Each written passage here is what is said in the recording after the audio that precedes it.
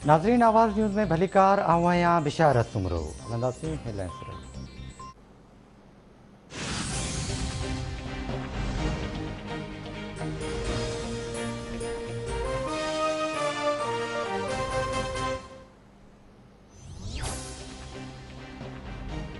जस्कम chairman सनान कुरैशी की गिरफ़्तारी ज़ाहिर करण खां पोइ कराची की दहशतगर्दी तोड़ अदालत में पेश कयो पियो।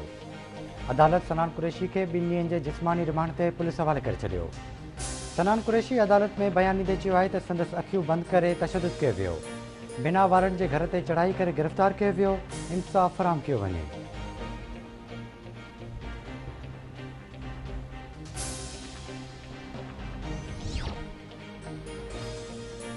मलीर के इलाइक़े गुलशन हदीद में जस्कम चेयरमैन सनान कुरैशी के घर ते पुलिस ऐं रेंजर्स की ॿीहर चढ़ाई। मरकज़ी क़यादत समेत 20 खां वधीक कारकुन गिरफ़्तार।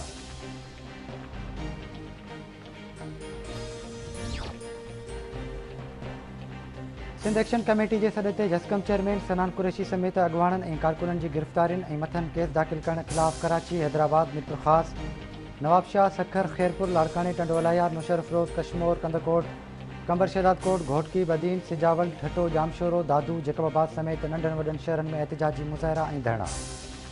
अगवाणनि मथां दाख़िल FIRs ख़त्म करे गिरफ़्तार अगवाणनि ऐं कारकुननि खे आज़ादु करण जो मुतालबो।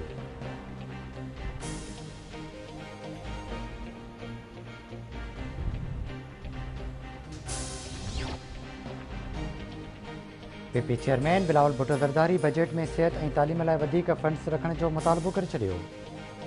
NEC जे फ़ैसिलनि ते ख़दशनि जो इज़हार बिलावल भुट्टो ज़रदारी चवे थो, सिलेक्टेड वज़ीर आज़म जी सिलेक्टेड बजट पेश थियण न ॾींदासीं। साबित थियो इमरान ख़ान पूरे मुल्क जो वज़ीर आज़म न आहे।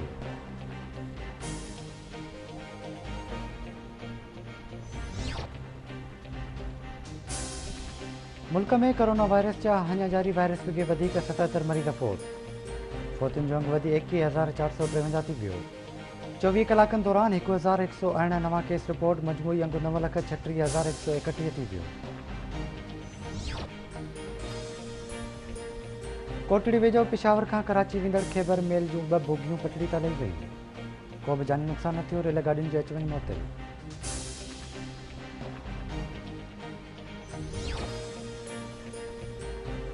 जैकबाबाद में जोड़िया चौक वटि अणॼातल हथियारबंदनि हथां नौजवान क़तल। मोटरसाइकिल सवार हथियारबंदनि गोलियूं हणी नौजवान असगर जखराणी खे क़तल करे छॾियो। पुलिस जो चवणु आहे त जखराणी बिरादरी जे 2 धुरियुनि में पुराणे तकरार तां नौजवान खे क़तल कयो वियो आहे।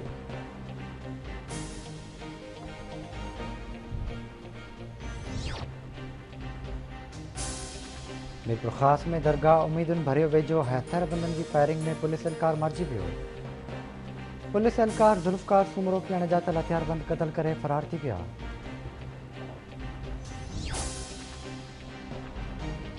दोदापुर भरिसां चाचड़ मलगाणी तकरार ॿीहर भड़की पियो। धुरियुनि जो हिक ॿिए मथां जदीद हथियारनि सां हमिलो। माण्हू घरनि ताईं महदूद, वॾे नुक़सान जो ख़दशो। पुलिस वाक़े वारे हंध खां परे बीठल।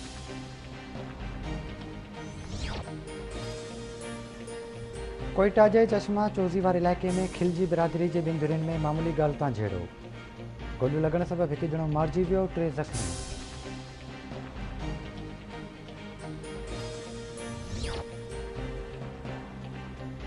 रते देरे में 1 ॾींहुं अॻु गुम थियल नौजवान जो तशद्दुद थियल लाश हथायो।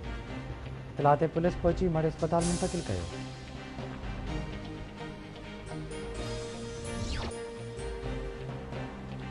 मुबारकपुर भरिसां ॻोठ धणी बख़्श मस्तोई मां कुझु महीना अॻु अगवा थियल 2 ॼणा बाज़ियाब।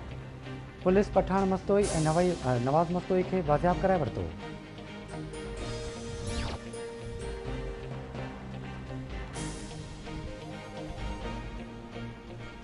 मुबारकपुर भरिसां ॻोठ धणी बख़्श मस्तोई मां कुझु महीना अॻु अगवा थियल 2 ॼणा बाज़ियाब।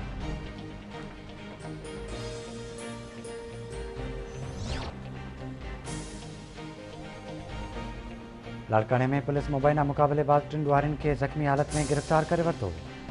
गिरफ़्तार थियल ॾुहारियुनि में वहीद चांडियो, माजिद ऐं अली अब्बास चांडियो शामिल।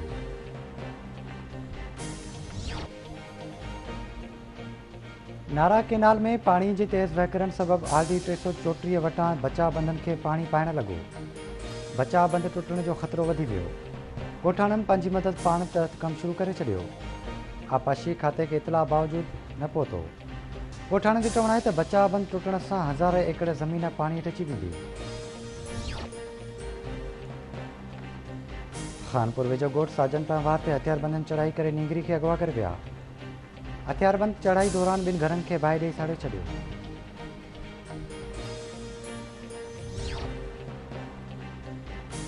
गौसपुर पुलिस जदीद टेक्नोलॉजी जी मदद सां कराची वासी नौजवान कामरान खे औरताणी आवाज़ ते हिरकिजी अगवा थियण खां बचाए वरितो।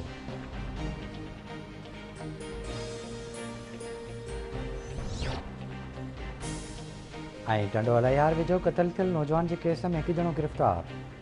सुल्तानाबाद पुलिस मीरपुर ख़ास मां हिकु ॼणे खे गिरफ़्तार करे वरितो।